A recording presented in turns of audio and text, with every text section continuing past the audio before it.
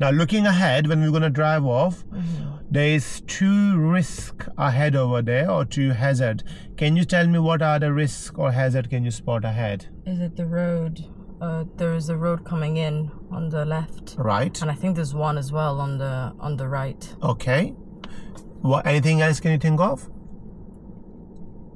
The paths? There's a bus. Is that a bus stop? Not really. So, I mean, that is okay what you mentioned, but remember they're joining our road, so they should really give you the way technically. Yeah, exactly. So if you look at the road layout, this is very important. Okay.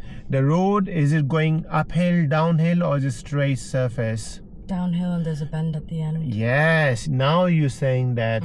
So your view ahead is restricted. Yes. So obviously when you're going through the bend, what will be in your mind? Would you gonna be going slow? Would you gonna be going fast? Or would you gonna be going in a controlled manner in such a way that after the bend, if there's any hazard, you should be able to stop safely? What do you think? I'll probably be slowing down in a controlled manner and being ready to stop for a hazard because my visibility is going to be And what reduced. about when you're going down the hill? Would you gonna be accelerating, or would you gonna be hovering your foot on the foot brake and let the gravity help you out? What do you think? I usually let the... Not like that. I usually Don't. will let the gravity just... Good. Yeah. And before we pick up our speed and before we slow down, what must you do?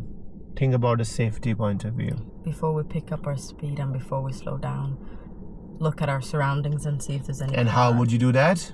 Using my mirrors. Well done. Good. So do that. Are you okay to do all this by yourself, yeah? Aye, Captain. Good.